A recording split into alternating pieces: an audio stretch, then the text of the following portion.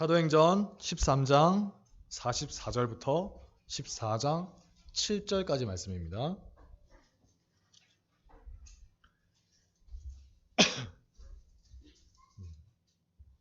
네, 다 찾으셨죠?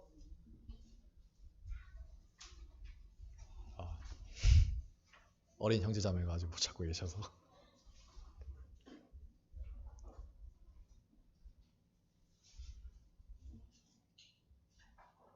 사도행전 13장 44절부터 14장 7절 말씀입니다. 네, 다 함께 이번에는 합독하도록 하겠습니다. 그 다음 안식일에는 온 성이 거의 다 하나님 말씀을 듣고자 하여 모이니 유대인들이 그 무리를 보고 시기가 가득하여 바울의 말한 것을 변박하고 비방하거늘 바울과 바나바가 담대히 말하여 가로되 하나님의 말씀을 마땅히 먼저 너희에게 전할 것이로되 너희가 버리고 영생 얻음에 합당치 않은 자로 자처하기로 우리가 이방인에게로 향하노라. 주께서 이같이 우리를 명하시되 내가 너를 이방의 빛을 삼아 너로 땅끝까지 구원하게 하리라 하셨느니라 하니 이방인들이 듣고 기뻐하여 하나님의 말씀을 찬송하며 영생을 주시기로 작정된 자는 다 믿더라. 주의 말씀이 그 지방에 두루 퍼지니라. 이에 유대인들이 경건한 귀부인들과 그 성내 유력자들을 선동하여 바울과 바나바를 핍박해 하여 그 지경에서 쫓아내니 두 사람이 저희를 향하여 발에 티끌을 떨어버리고 이고니온으로 가거늘 제자들은 기쁨과 성령이 충만하니라. 이에 이고니온에서 두 사도가 함께 유대인의 회당에 들어가 말하니 유대와 헬라의 허다한 무리가 믿더라. 그러나 순종치 아니하는 유대인들이 이방인들의 마음을 선동하여 형제들에게 악감을 품게 하거늘 두 사도가 오래 있어 주를 힘입어 담대히 말하니 주께서 저희 손으로 표적과 기사를 행하게 하여 주사 자기 은혜의 말씀을 증거하시니 그 성내 무리가 나뉘어 유대인을 좇는 자도 있고 두 사도를 좇는 자도 있는지라. 이방인과 유대인과 그 관원들이 두 사도를 능욕하며 돌로 치려고 달려드니 저희가 알고 도망하여 루가오니아의 두 성 루스드라와 더베와 및 그 근방으로 가서 거기서 복음을 전하니라. 아멘. 네, 감치훈 강사님이 어린이 설교 전해주신 다음에 목사님께서 말씀을 전해주도록 하겠습니다. 네. 방금 말씀 잘 읽으셨나요? 네. 하미가 열심히 읽는 목소리가 들려서 굉장히 보기가 좋았는데요. 오늘은 무슨 일이 있었죠? 지난주 건 제가 물어보지 않을게요. 기억 못할 수 있으니까. 방금 전에는 무슨 일이 있었죠? 벌써 까먹었어요? 예, 복음을 전했는데 거기까지는 좋은데 해피엔딩이라고 말하기 좀 그랬죠. 바울과 바나바가 열심히 복음을 전했는데 어떻게 됐죠? 자기들을 시기 질투하는 사람들에게 핍박을 받고 쫓겨났어요. 하지만 그들의 마음이 어땠다고 하죠? 기쁨과 성령으로 충만했다고 해요. 어떤 일을 하는데 그것 때문에 다른 사람들에게 놀림받고 괴롭힘을 당하지만 오히려 그럴 때마다 힘들 때마다 더욱더 기뻐하는 거예요. 뭔가 이상하죠. 힘든데 왜 좋아? 여러분들은 괴롭힘 당하는 게 좋나요? 좋아요? 누가 나를 괴롭히면 너무 좋아요. 또 괴롭혀주세요. 이런 사람 있어요? 네, 아니죠. 괴로운 걸 좋아하는 사람은 없을 거예요. 바울과 바나바도 설마 괴로운 걸 좋아해서 그랬겠어요? 아니겠죠. 그럼 대체 왜 기쁨으로 충만했다고 하는 걸까요? 여러분의 부모님들이 여러분을 키우실 때 어떨까요? 항상 기분이 좋고 행복하기만 할까요? 여러분도 솔직하게 말해봐요. 부모님이 항상 좋기만 한 건 아니죠. 저도 그랬어요. 부모님 때문에 화가 나고 힘들 때도 있죠. 아이들이 부모님 볼 때도 그런데 부모님이 아이들에게는 얼마나 더 그렇겠어요. 하지만 그렇게 힘들다고 해서 에이, 안 해 하면서 그만둬 버리나요? 아니죠. 여러분들을 키우지 않고 버리는 그런 일은 없죠. 네. 힘들지만 여러분들을 키우는 데서 기쁨과 행복을 느끼시는 거예요. 좋아하는 일을 하는 거니까요. 그처럼 좋아하는 일을 위해서라면 사람들은 주변의 사람들이 괴롭힌다 하더라도 계속 그 일을 할 수가 있어요. 내가 좋아하는 거니까요. 그걸 하면 내가 행복하기 때문에 남들이 뭐라고 하든 계속 할 수가 있는 거겠죠. 그런데 싫어하는 일을 위해서도 그럴 수 있을까요? 절대 그럴 수 없겠죠. 세상에 누가 자기가 싫어하는 일을 위해서 괴로움을 받으려고 하겠어요. 그런데 오늘 읽은 말씀에 나오는 바울은, 여러분들 바울 주일학교에 다 배우셨죠? 바울은 원래 어떤 사람이었나요? 성경 말씀, 예수님에 대한 말씀을 들으면 기뻐하던 사람인가요? 아니죠. 예수님을 그냥 싫어한 게 아니라 증오하고 예수님 믿는 사람들을 때리고 잡아서 죽이던 사람이었죠. 아주 무서운 사람이에요. 누구보다 예수님 전하는 것을 미워하고 싫어하던 사람이었어요. 멀리 외국까지 가서 다 잡아들이려고 하던 사람이었거든요. 그런데 오늘 바울은 어떻게 하고 있죠? 자신이 그토록 싫어하던 복음 때문에 핍박을 받고 있는데도 기뻐하고 있어요. 이전에 그렇게 무시하고 싫어하던 게 이제는 세상에서 가장 좋아하는 것이 되었기 때문이에요. 여러분들 중에 혹시 바울처럼 교회를 미워하고 예수님을 증오하는 분 있나요? 네, 다행입니다. 네. 하지만 바울만큼은 아니라 할지라도 바울이 이전에 복음에 대해서 그랬던 것처럼 우리들도 하나님의 말씀에 대해서, 성경 말씀에 대해서 무관심하고 귀찮게 여길 때가 분명히 있을 거예요. 저도 그랬거든요. 심지어 싫어할 수도 있어요. 아까 우리가 함께 말씀 읽었잖아요. 말씀 읽으면서 이런 생각을 하는 거예요. 대체 이 말씀들이 나와 무슨 상관이람? 마치 바울이 그랬듯이 말이죠. 하지만 언젠가 우리가 하나님의 말씀에 놀라운 것을 깨닫게 된다면 어떻게 될까요? 예수님을 그토록 증오하고 미워하던 바울이 예수님을 위해서라면 핍박을 받더라도 기뻐하게 된 것처럼 우리들도 하나님의 말씀 때문에 정말 기뻐할 수가 있게 될 거예요. 성령 하나님께서 우리들로 하여금 이 말씀이 어떤 것인가 정말 깊이 깨닫게 해주시기 때문이죠. 성령님으로 충만하게 되면 오늘도 어때요? 기쁨과 성령으로 충만했다. 성령님으로 충만하게 되면 여러분 눈 뜨고 보이시죠? 근데 이런 눈이 아니라 우리 안에 있는 영적인 눈이 번쩍 뜨여져서 놀라운 걸 알 수 있게 되는 거예요. 그렇게 되면 더 이상은 어렸을 때 주일학교에서 들었던 성경 말씀들이 어때요? 여러분 들을 때 정말 좋은 말씀이에요 이렇게 듣나요? 아니죠. 다 아는 말씀이에요. 예, 좋은 말씀이죠 하면서 언제 끝나나 이렇게 흘려 듣는 게 아니라 이제는 정말 내 인생을 바꿔놓을 말씀이구나. 나에게 있어서 세상에서 가장 중요한 게 이 말씀이구나 하게 된 것이죠. 복음의 가장 큰 적이었던 바울이 이렇게 변했다면 우리들은 얼마나 더 놀랍게 변할 수가 있겠어요. 그러므로 언제가 될지는 모르겠어요. 사람들마다 다 다르거든요. 언제가 될지는 모르겠지만 하나님께서 놀라운 진리의 말씀들을 깊이 깨닫게 해주시는 그날이 속히 오게 해달라고 기도하시기 바랍니다.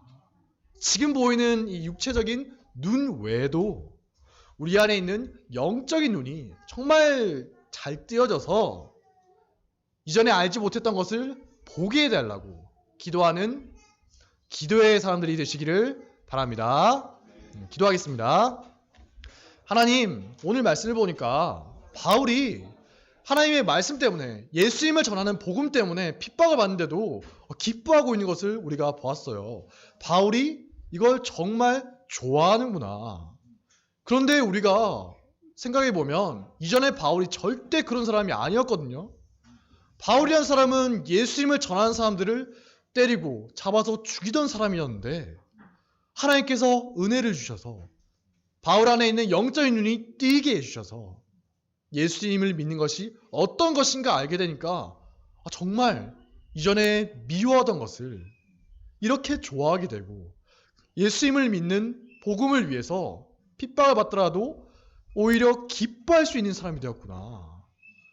하나님, 지금은 저희가 이게 무슨 뜻인지 모를 수가 있어요.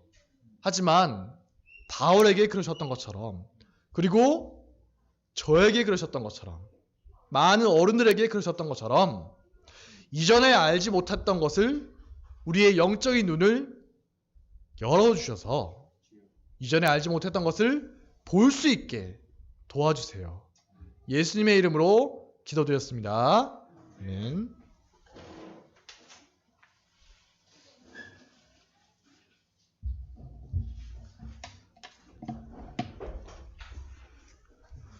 네,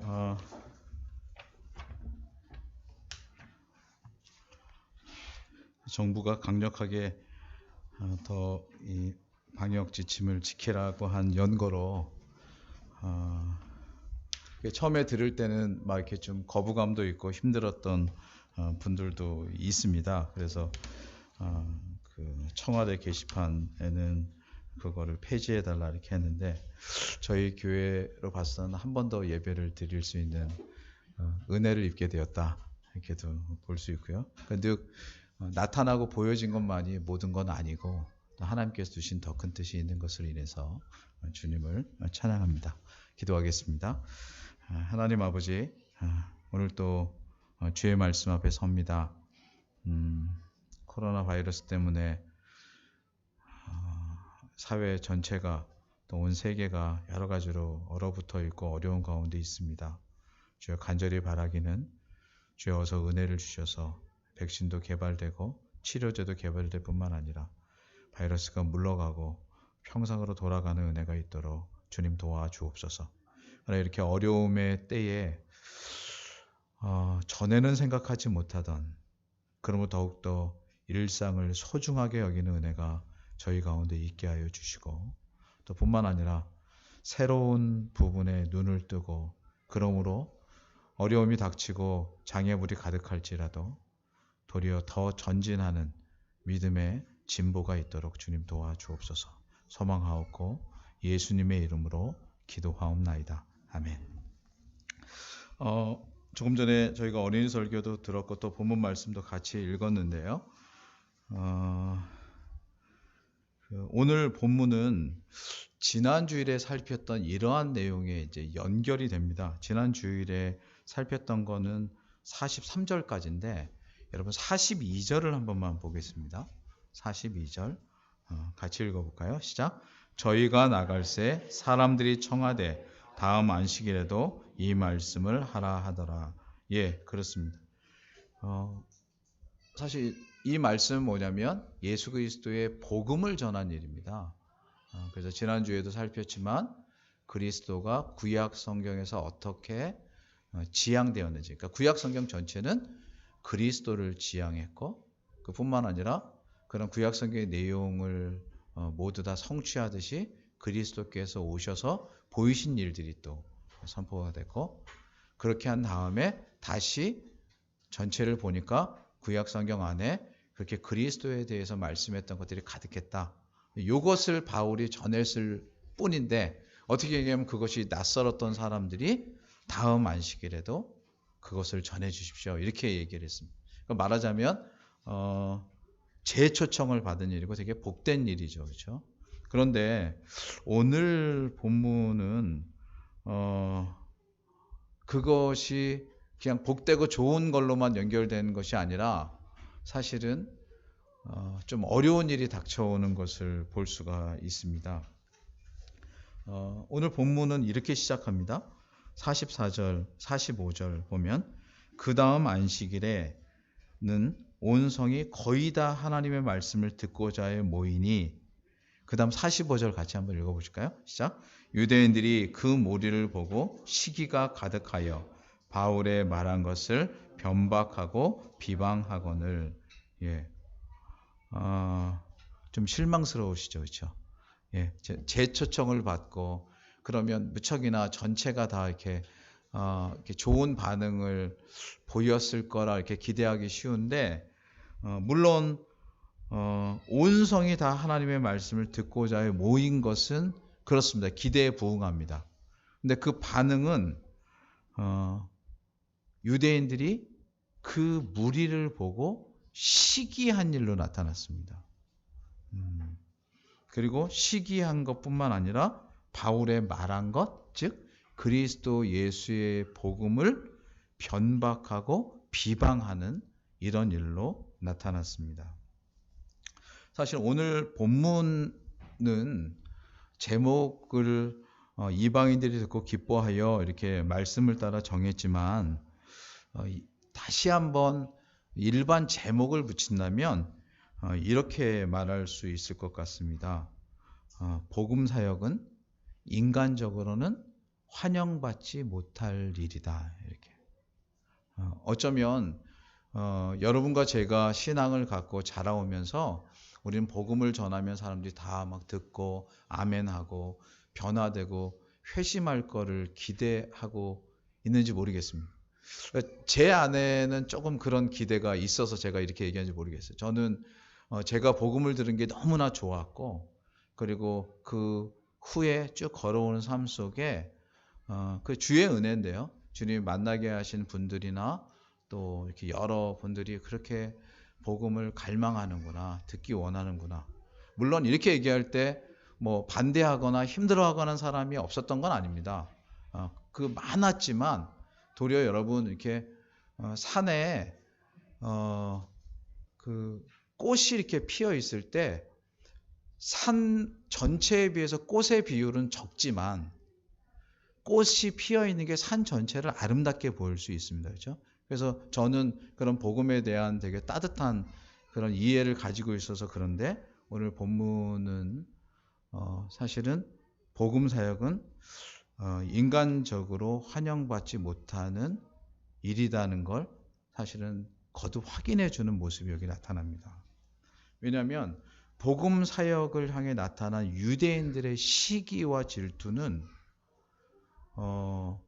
사도 바울과 바나바로서는 전혀 기대하지 않았던 것입니다. 그렇죠? 여러분 잘 생각해 보세요. 시기는 원래 내가 무엇을 할 때 그걸 염두에 두고 하는 건 아니잖아요. 그렇죠?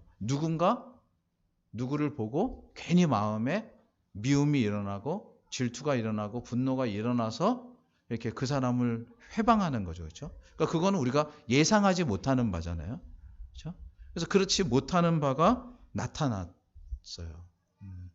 그래서 그 당사자인 바울과 바나바는 참 어려웠을 것이고, 개인적으로도 어려웠겠지만 사실은 공적으로도 참 어려웠을 거다. 이게 이제 생각이 됩니다.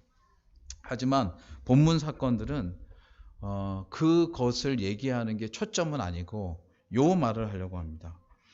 아무리 사람들이 공격하고 비방하고 무례하게 행해도 그것이 복음 사역의 근원이나 이유는 아니다.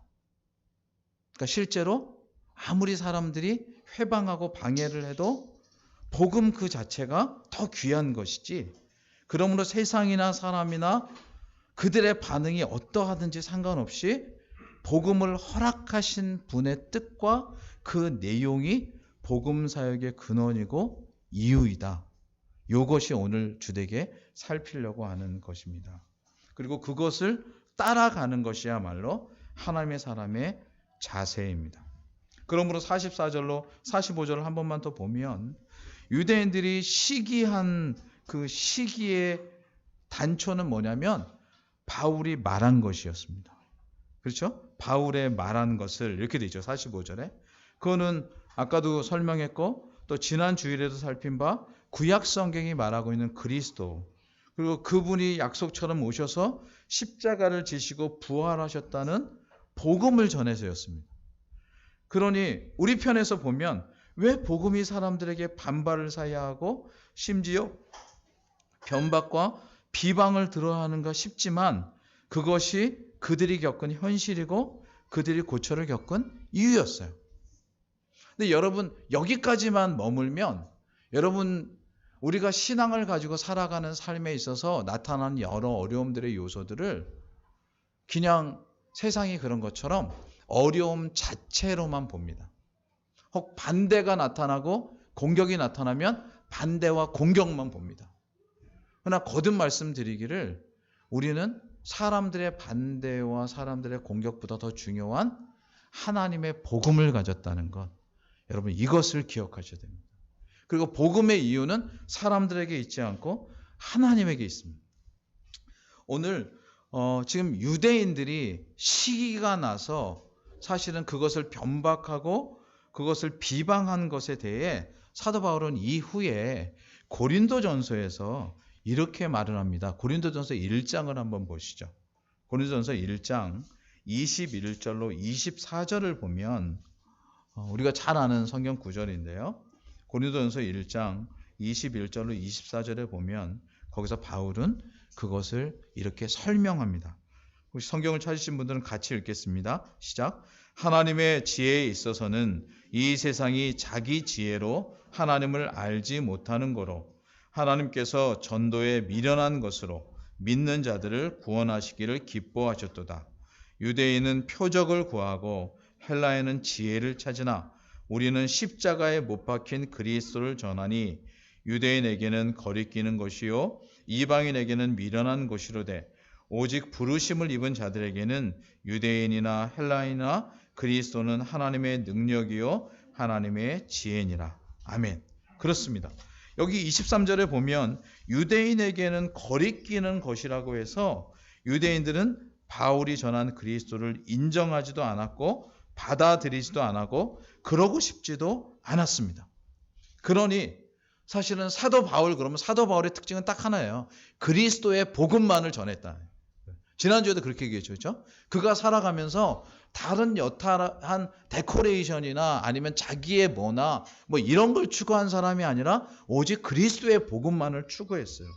그러니 그 그리스도의 복음만을 전하는 사도 바울을 복음을 거칠게 여기는, 그러니까 자기 마음에, 제가 일부에 그런 표현을 썼는데 여러분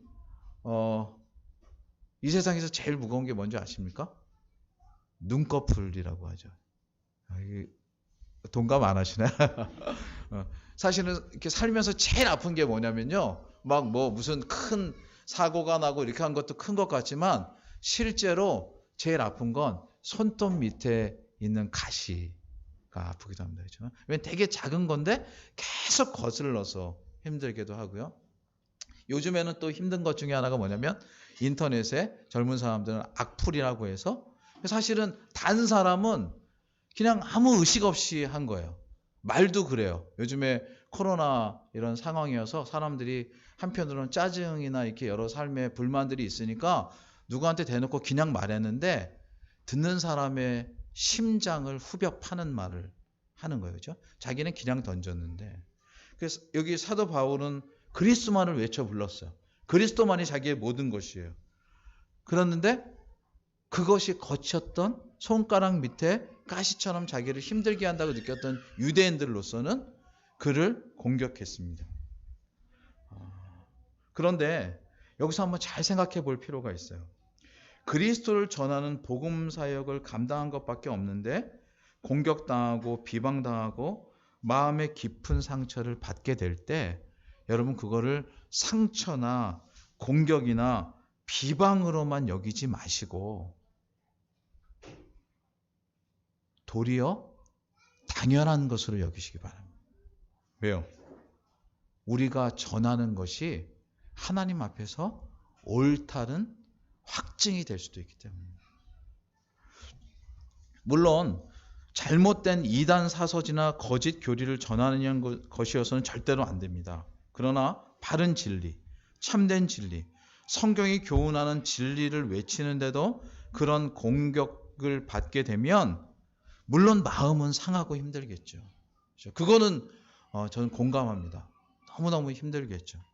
하지만 표면적인 반응에 사로잡히지 마시고 도리어 자랑과 명예로 여겨야 합니다.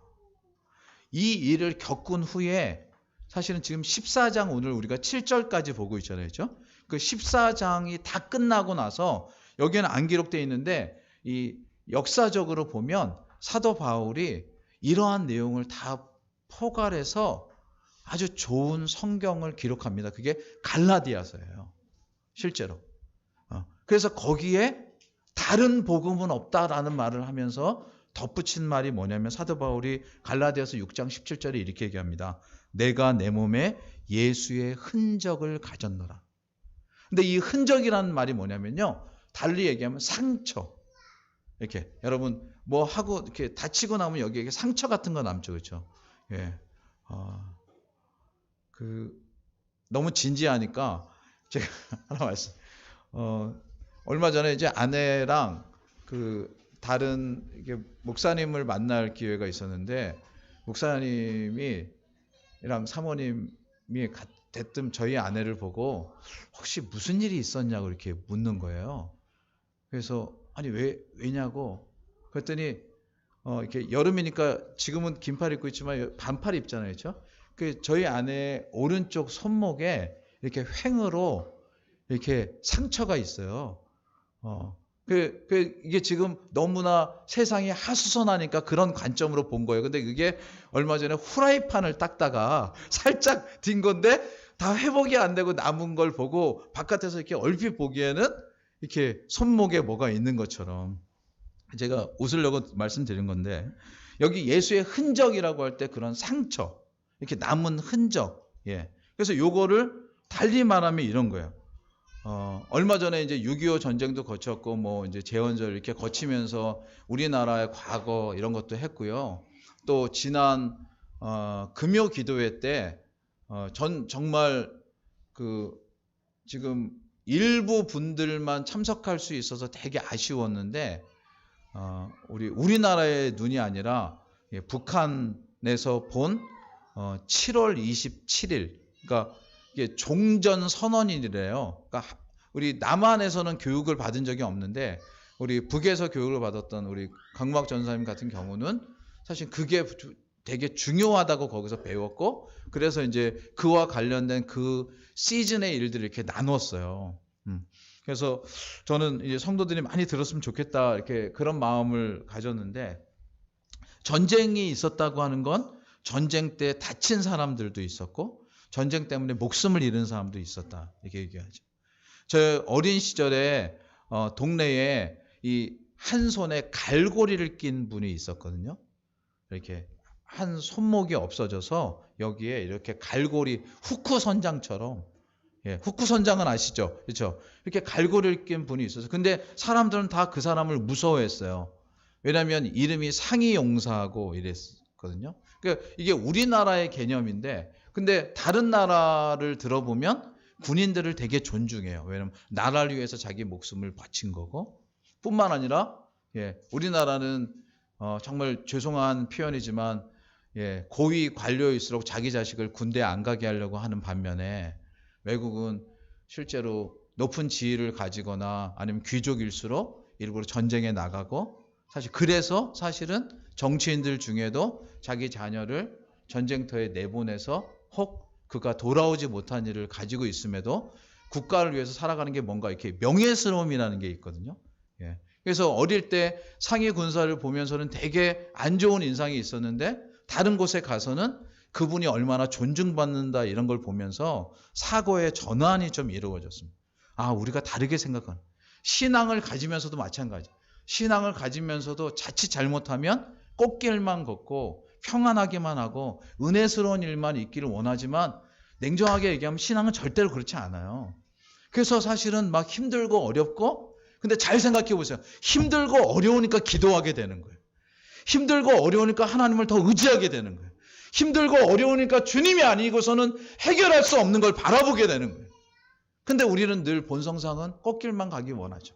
근데 잘 생각해 보면 그러므로 상처가, 그런 흔적이 성도들에게는 영광의 상처이고 영광의 훈정과 같습니다.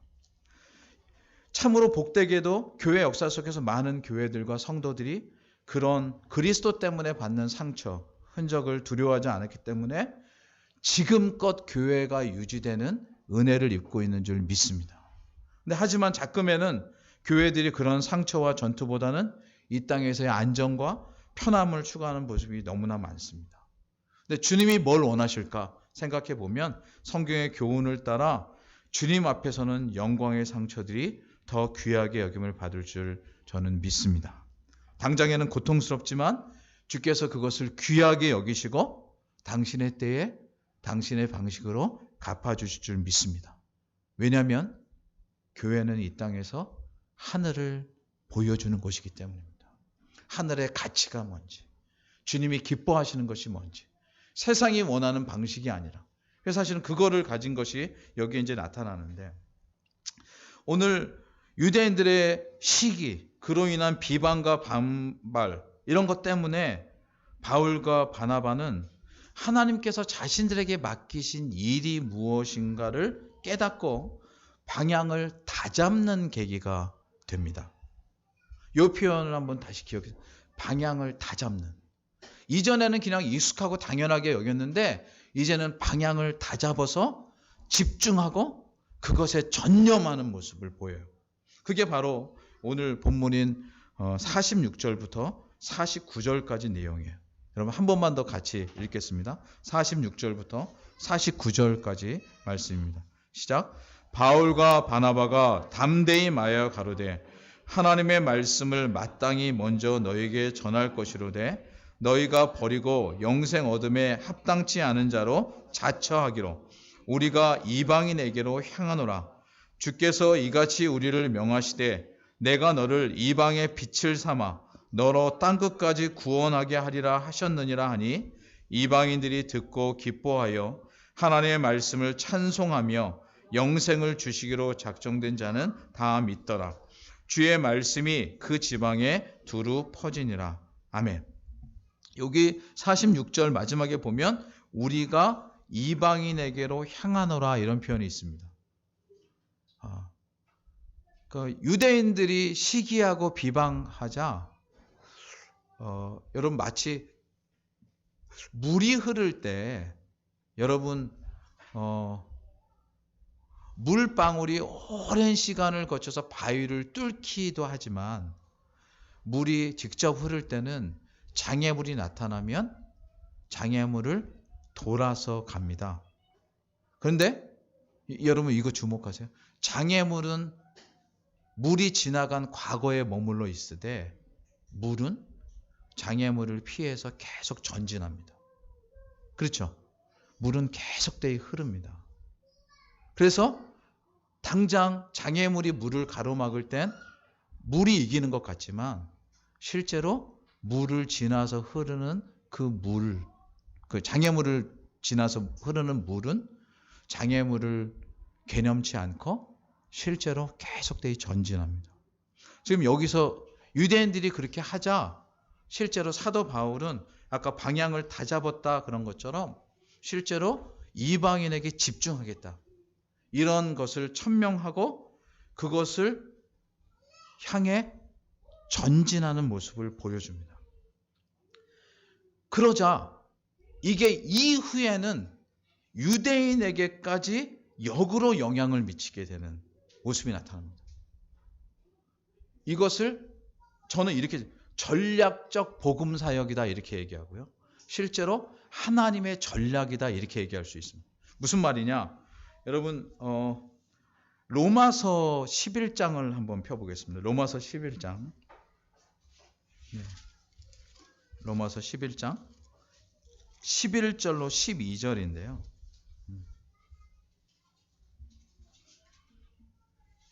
로마서 11장 11절로 12절. 여기에 저희가 할 때 저희는 이제 유대인인데 한번 같이 읽겠습니다. 시작. 그러므로 내가 말하노니 저희가 넘어지기까지 실족하였느뇨 그럴 수 없느니라. 저희의 넘어짐으로 구원이 이방인에게 이르러 이스라엘로 시기 나게 함이니라. 저희의 넘어짐이 세상의 부유함이 되며 저희의 실패가 이방인의 부유함이 되거든 하물며 저희의 충만함이리요. 이렇게 말합니다. 이것은 뭐냐면 복음을 거절하던 유대인들에 대한 얘기인데요. 그래서 유대인들이 복음을 거절하자 하나님께서 이방인들에게 복음을 전하게 하셨어요. 이게 지금 사도행전에 나오는 말이죠. 그렇죠? 그래서 이방인들에게 복음을 전하자 사실은 이것이 역으로 시기가 나서 유대인들에게 복음을 전하게 되는 일로 나타난다. 이러는 거예요. 그래서 제가 조금 전에 뭐냐면 전략적 복음 사역이다 이렇게 말씀드렸고 하나님의 전략이다 이렇게 말씀드렸어요. 이건 사실은 사람들은 그냥 눈앞에 보는 일 이렇게 돼야 되지 않느냐라는 이런 부분에 무척이나 익숙해 있지만 실제로 복음이라는 것 자체가 무척이나 신비하고 놀라워서 사실 사람들이 생각하지 못하는 일들로 나타나는 것입니다. 그래서 오늘 본문으로 다시 돌아와서요. 사도행전 13장에 보면 48절에 이렇게 되어 있습니다. 이방인들이 듣고 기뻐하여 하나님의 말씀을 찬송하며 영생을 주시기로 작정된 자는 다 믿더라 이렇게 얘기합니다. 이방인들은 본디 불신자들이요. 진리를 모르는 자들입니다. 그렇죠? 당장 외면적으로 보기에는 하나님의 구원에 들까 싶은 자들이었지만 실제로 하나님의 구원 계획 가운데 그들이 복음을 들음으로 실제로 그들 속에 하나님의 복음의 역사가 일어나고 이것이 조금 전 표현이라면 유대인들에게까지 영향을 미치는 일이 나타나요. 그게 사실은 다음 주일에 살필 것인데 지금 사도행전 13장이 끝나고 14장이 끝나서 실제로 나타나는 열매가 있어요. 그게 뭐냐면 디모데예요.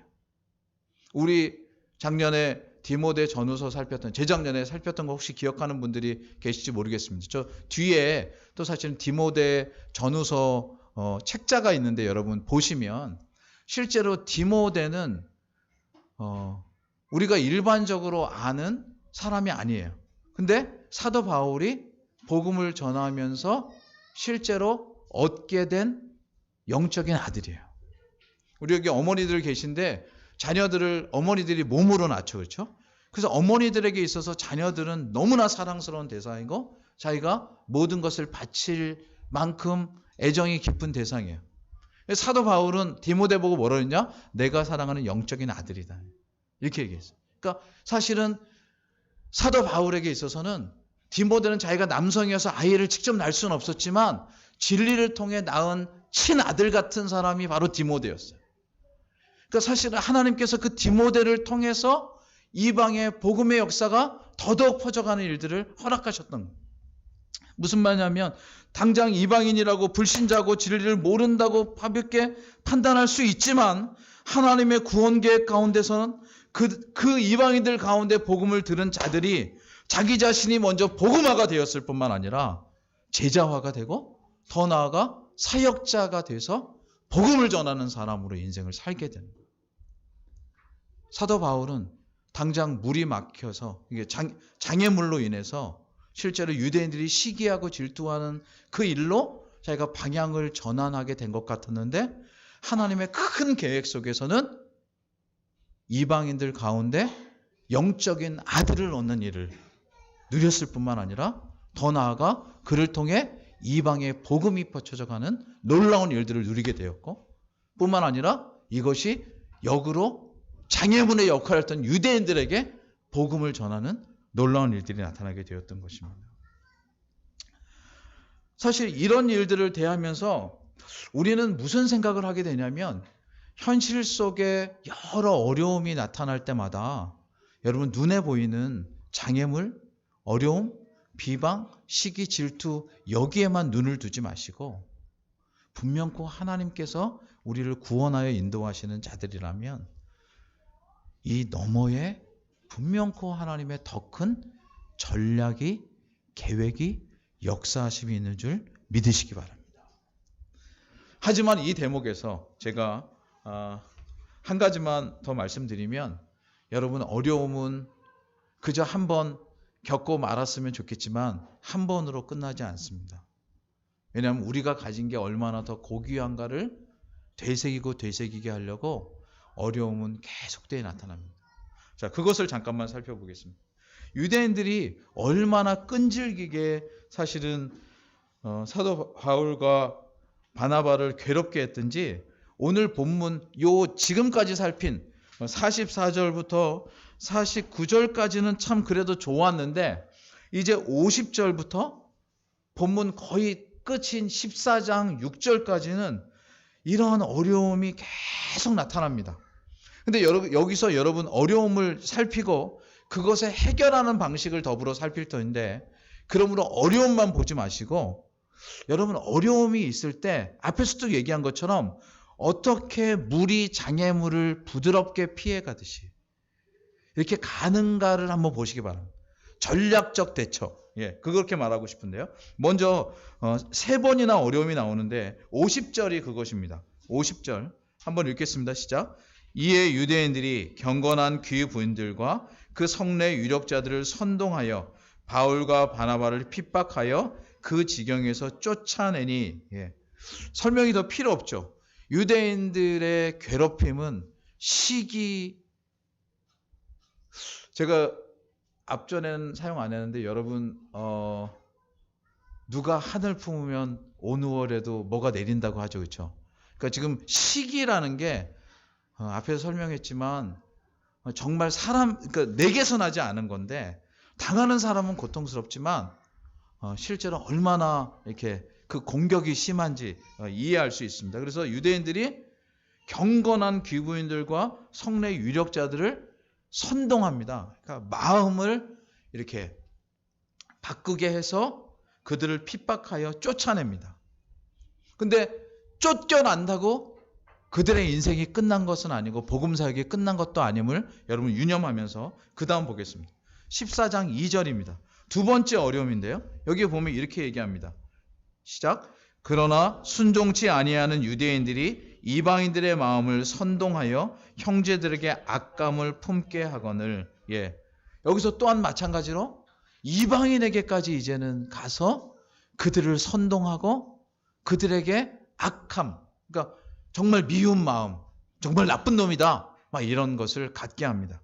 근데 이렇게 하고 있는 것은 어디냐면 전에 있던 비시디아 안디옥이 아니라 떠나서 도달한 이고니온이라고 하는 새로운 곳이에요. 그러니까 얼마나 유대인들이 사도 바울을 괴롭게 하고 힘들게 했는지 여러분 생각해 볼 필요가 있습니다. 쫓아다니면서 괴롭게 하는 거예요. 쫓아다니면서. 이것뿐입니다가 아닙니다. 14장 5절에 가면 이제 두 사도를 능욕하고 돌을 들고 치려고 하는 상황까지 펼쳐집니다. 5절은 이렇게 되어 있습니다. 시작. 이방인과 유대인들과 그 관원들이 두 사도를 능욕하며 돌로 치려고 달려드니, 이렇게 되어 있습니다. 사실 이거를 보면서 복음을 가지고 산다는 게 얼마나 힘든 일인가 다시 한번 생각해 보게 됩니다. 여러분 코로나 때문에 교회 생활하기 힘드시죠, 그렇죠? 교회 생활만이 아니라 직장 생활도 하기 힘들고 일상도 힘듭니다. 힘듭니다.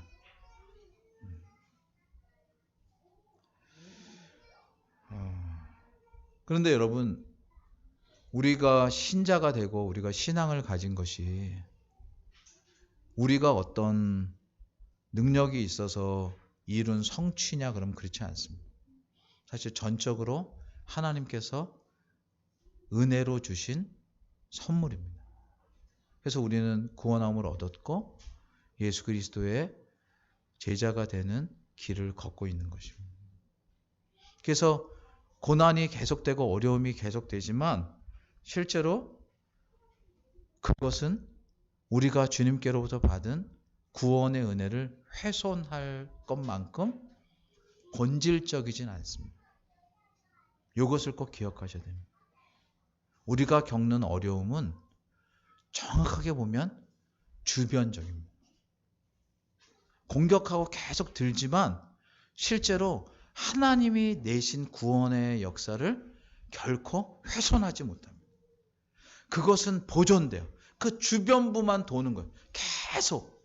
그러니까 어쩌면 제가 아까 비유로 이 손끝의 가시를 얘기한 것처럼 손끝의 가시는요, 사람을 죽게 하진 않습니다. 그렇죠? 치명적인 병으로 사람을 죽게 하지 않습니다. 대신 괴로울 뿐이에요.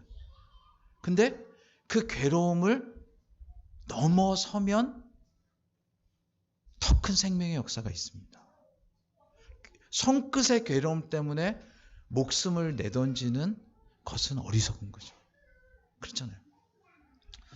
사실 이렇게 복음 사역을 하는 핍박과 괴롭힘은 장소와 대상을 가리지 않고 계속 되었는데, 이것은 그때뿐만 아니라 이후에 교회 역사에도 계속 나타나는 현상이고, 지금도 모양은 다르지만 계속되이 나타나는 현상입니다.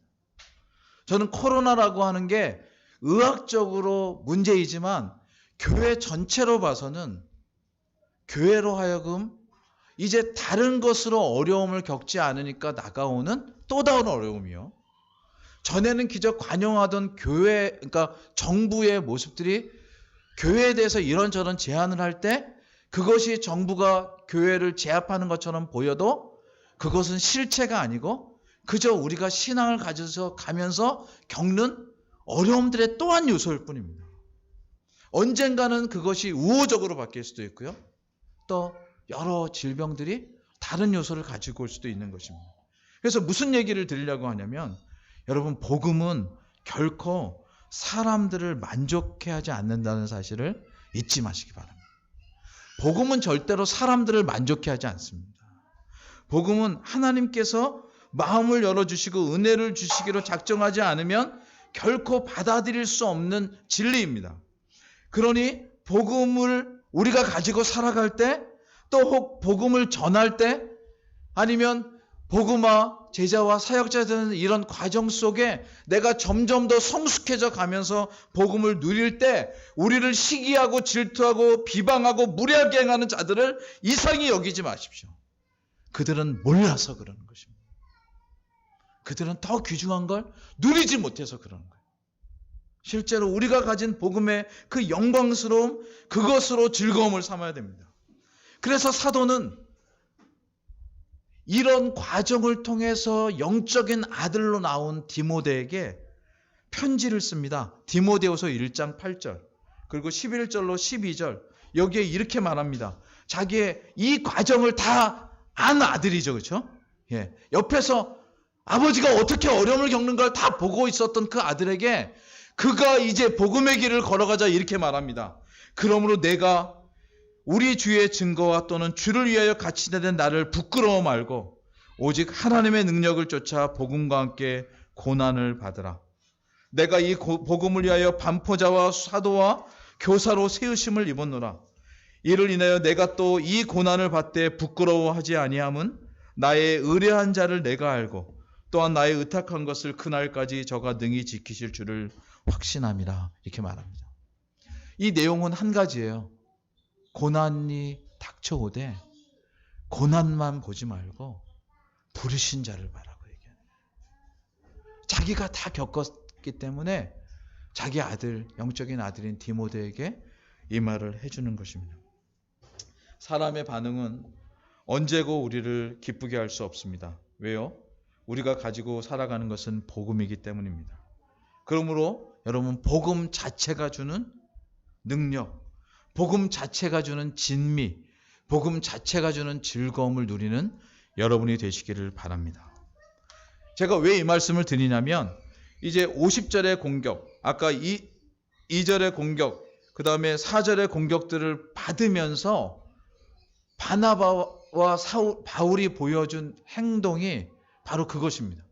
어려움이 닥칠 때 어떻게 하는가. 아까 제가 계속 사용하는 그 메타포가 그거예요. 물이 장애물을 만나면 어떻게 피해가는가. 예. 그래서 50절에 공격과 핍박 이후에 바울과 바나바는 이렇게 반응합니다. 제가 50절부터 52절까지 읽겠습니다. 이에 유대인들이 경건한 귀 부인들과 그 성내 유력자들을 선동하여 바울과 바나바를 핍박하여 그 지경에서 쫓아내니, 그러니까 쫓아냈어요. 그 다음에 51절부터 52절 같이 읽겠습니다. 시작. 두 사람이 저희를 향하여 발에 티크를 털어버리고 이곳 이온으로 가거늘 제자들은 기쁨과 성령이 충만하니라. 아멘. 아까 우리 어린이 설교도 들었지만 쫓아냈어요. 만약에 여러분, 죄송한 표현이지만 여러분이 일하는 일터나 여러분이 가까운 사람들이나 어떤 관계 속에서 쫓아냄을 당하면 많은 사람들이 그것 때문에 너무나 절망합니다. 그렇죠? 그리고 그것을 우리는 공감하기도 합니다. 하지만 이제 공감 그 단계, 어려움을 겪고 공감하고 그 다음 단계. 그럼 여러분 평생 그거에 눌려서 사실 거예요? 아니에요. 도리어 여기 발에 티크를 털어버린다는 건 뭐냐면요. 이게 예수님 때부터 있었던 거예요. 나는 이제 너희랑 상관이 없다. 이 표현이에요. 그래서 발에 티크를 털어버리고 다른 곳으로 가는. 이게 앞에서도 얘기했던 전략적. 유대인들이 받아들이지 않으니까 하나님은 더 큰 뜻으로 이방인들을 내셨고 이방인들을 통해서 다시 유대인들을 시기나게 하는 계획을 갖고 계시는데 우리는 아직 거기까지 보지 못한다면 어쨌든 당장 괴롭고 힘들게 하는 유대인들을 떠나서 이방인들에게 복음을 전하는 새로운 대상을 찾는 것으로 전략적 전환을 갖는 것이고, 두 번째는 이고니온으로 가는 일을 통해서 새로운 전략지를 찾는 거예요. 이 전환은 여러분 포기하는 것보다 훨씬 낫습니다. 그렇죠? 절망하고 주저앉는 것보다 훨씬 더 낫습니다. 그리고 이것을 통해서 하나님이 일하시는 것을 더더욱 볼 수가 있는 거예요. 그래서 52절이 있습니다. 제자들은 기쁨과 성령이 충만하니라. 왜? 하나님은 우리를 이렇게 인도하시는 거예요. 당장 눈에 보기에는 어려움, 그래서 그 어려움에 절망하고 말아버리는 것이 아니라 하나님은 어려움을 주시지만, 장애물을 두시지만 그렇게 장애물을 비켜 흘러서 계속되어 흘러가는 물길을 통해 하나님 그 다음 새로운 길들을 내시는 거예요. 여러분 이러한 안목과 이러한 은혜를 누리는 여러분 되시기를 바랍니다. 그래서 쫓아나는데 전혀 영향을 받지 않는 태도로 도리어 심령의 기쁨과 성령의 충만함을 누렸다는 거예요. 이것만이 아니라 이고니온에 가서도 또 어려움을 겪죠. 그래서 거기서 어려움을 겪자 이제 외면적인 반응을 했으니까, 새로운 대상과 새로운 사역지를 찾아서 갔으니까 여기서는 본질에 더더욱 충실합니다. 2절에서 어려움을 겪은 후에 3절에 이렇게 말합니다. 두 사도가 오래 있어 주를 힘입어 담대히 말하니. 이제 새로운 곳에서 새로운 대상들을 향해 담대히, 그리고 주께로부터 나는 것들로 자기를 채우는 모습을 갖는 것입니다. 이 시대 가운데 여러분 혹시 여러분은 주목해서 보시는지 모르겠지만 최근 6개월 동안 여러 일들을 많이 말하면서 언론과 여론과 학자들이나 많은 사람들이 관심을 갖는 게 뭐냐면요, 이 코로나 시대에 진짜 어려운 건 사람들의 마음이 약해지고 상하는 것이다. 그래서 거의 일주일에 몇 편씩의 기사들이 쏟아져 나와요. 정신과 의사, 상담사 이렇게 이때.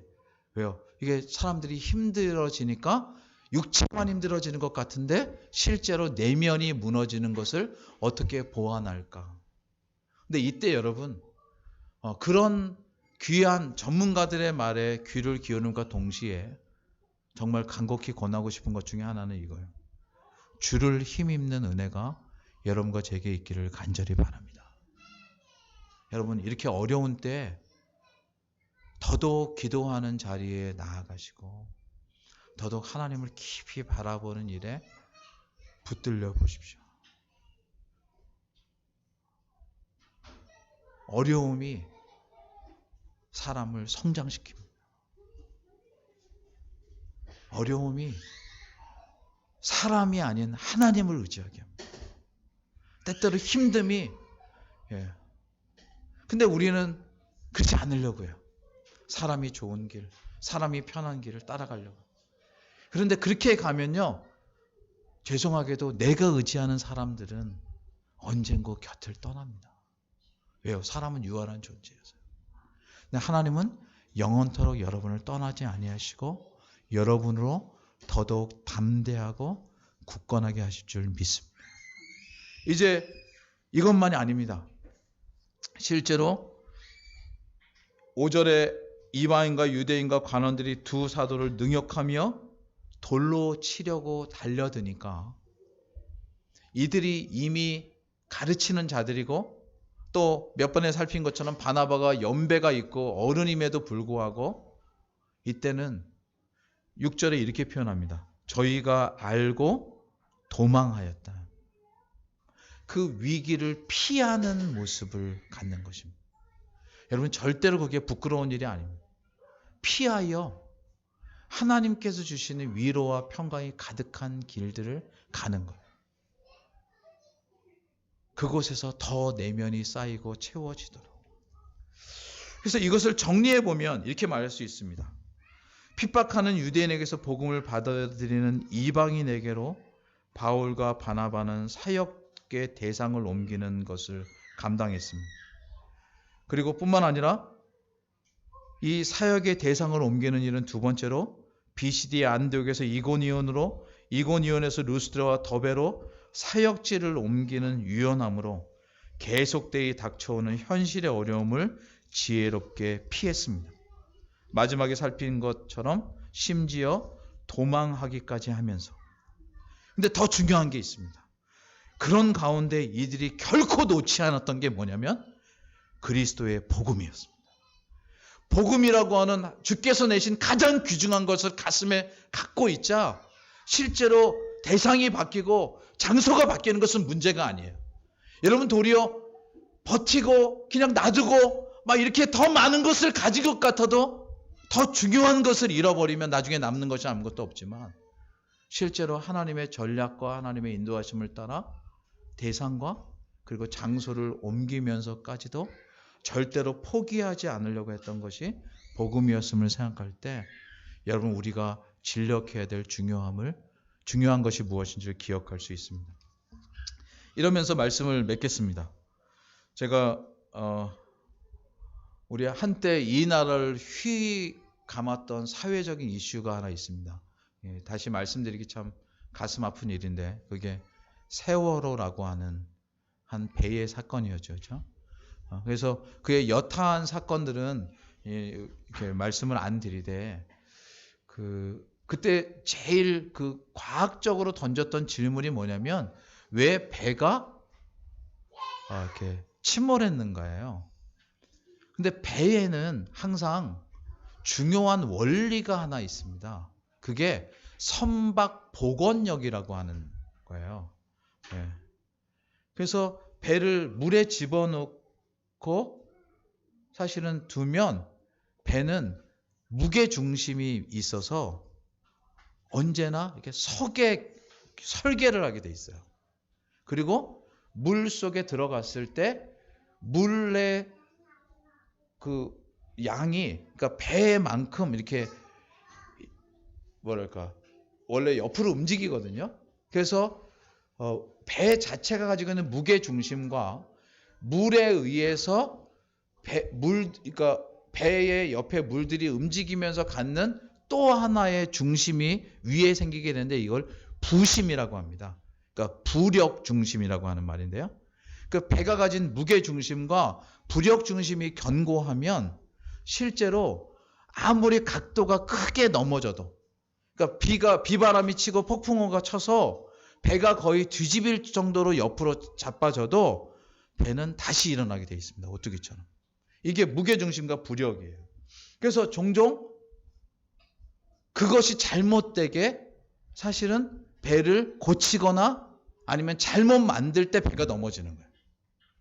그런데 이 배의 복원력과 같은 게 뭐냐면 사도 바울과 바나바가 했던 사역에 있어서의 그리스도의 복음이었어요.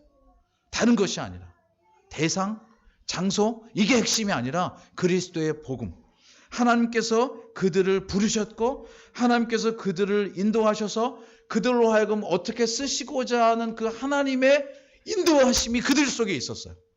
그러니 시기와 질투를 당하고 뭐 돌침을 당하고 뭐 악감을 품고 다른 사람들에게 가서 온갖 비방을 해대도 사실 그것이 그들의 영혼을 해야 할 만큼 가장 중요한 핵심이 아니었고 주변부를 도는 장애물이었던 거예요. 그들 속에는 항상 나는 내가 지금 살아가고 이 일을 감당하는 이유는 오직 그리스도의 복음 때문이다. 그리스도의 복음이 우리를 살게 하고 우리를 인도하는 것이다. 이것이 분명했던 것입니다. 그러기에 심지어 6절에 도망한 일이라든가 뭐 이런 것들을 전혀 부끄럽게 여기지 아니하고 7절에 보니까 이렇게 돼 있어요. 거기서 복음을 전하니라. 그러니까 인생이 이렇게 지나가는데요. 한 인생이 늘 똑같아요. 시작도 복음이고 중간도 복음이고 마침에도 복음이에요. 너는 누구냐? 당신은 뭐하는 사람이냐고 물어볼 때 사도 바울에게는 분명하게 나는 그리스도의 복음을 위해서 사는 사람이고 나를 통해서 드러날 것은 복음이고 나를 통해서 나타날 것은 복음이다라는 게 분명했던 거예요. 사랑하는 성도 여러분, 코로나19로 우린 아주 어려운 시기를 보내고 있습니다만 우리 교회가 이러한 시기에 정말 잊지 말고 계속되이 감당해야 될 것이 뭔가 생각할 때 오늘 꿈의 두 번째 내용을 기도했던 것처럼 저희는 교회가 서 있는 한 분명코 그리스도의 복음만 드러나는 교회가 되기를 간절히 소망합니다. 그 더불어 그리스도의 복음을 가진 다음 세대를 키워내는 일에 우리의 모든 것을 걸어야 합니다. 그래서 저희 교회는 어떤 의미에서 교육부가 가장 우선하고요. 교육부가 사람들을 양육하기 위해서 쓰는 비용이 있다면 우리가 밥을 굶고 무엇을 포기하더라도 그것을 하는 것이 옳다라는 가치를 가지고 있는 것입니다. 당장은 힘들어도. 왜요? 그것이 우리가 주 앞에서 부름받은 일의 주된 목적이고 주된 내용이기 때문입니다. 인생이 그러하듯 교회도 세워져 가면서 늘 어려움과 공격 그리고 비방에 시달리기도 합니다. 하지만 비방과 공격 그리고 어려움이 교회의 존재 이유가 아니라는 사실을 여러분 기억하시기 바랍니다. 절대로 그런 주변부가 교회의 존재 이유가 아니라 그리스도의 복음과 그로 인한 구원 역사가 우리 교회를 이 땅에 두신 주님의 뜻이요 당신의 종들을 불러서 맡기신 유일한 사명입니다. 그러므로 사람을 보지 말고 현상을 의지하지 말고 복음을 위해 복음 사역에 합당하게 사역의 방향도 바꾸고 새로운 장소도 가되 가장 중요한 것은 주의 교회이고 복음을 잊지 않는 여러분 되시기를 바랍니다. 그 여러분이 걸어가는 길 속에 코로나19가 지나가고 또 어떤 일들이 우리에게 닥쳐올지 잘 모르겠습니다. 실제로 아마 인생을 많이 사신 어른들은 이제까지 사신 인생도 쉽지 않았지만 또 다가오는 이 일들을 보면서 쉽지 않으실 수도 있습니다. 근데 그분들이 걸어간 것처럼 젊은 세대들도 살아가면서 다양한 문화 환경과 여건 속에서 어려움을 겪겠죠. 그러나 아무리 인생이 다양한 어려움을 겪어도 내가 왜 살아야 되고 내가 무엇을 위해서 살아야 되고 그것에서 하나님이 나를 어떻게 인도하신다는 것을 놓지 않는다면 여러분 모두가 맞게 될 종착점에서 주님 앞에서 드릴 것이 후회와 절망이 아니라 감사와 찬양이 될 줄을 믿습니다. 여러분 인생이 그리고 우리 교회가 그러한 교회가 되기를 간절히 소망합니다. 기도하겠습니다. 하나님 아버지 은혜를 감사합니다. 저희가 무엇이간데 주님 부르셔서 주의 복음을 가진 자로 삼아주시고 복음을 위해 살도록 인도하여 주시는지요. 저희 인생 속에서 날마다 겪는 어려움들, 하나님 비방들, 시기와 질투와 공격과 선동과 악감들을 대할지라도 하나님 그것이 우리를 회방할 수 없음은 우리에게 주님의 영원한 구원의 약속이 있기 때문입니다. 하나님 그것을 온전히 붙잡는 저희들 되게 하시고 그것만이 우리의 삶의 이유요 우리가 존재할 그런 목적이 될 수 있도록 주님 도와 주시옵소서. 소망하옵고 예수님의 이름으로 기도하옵나이다. 아멘.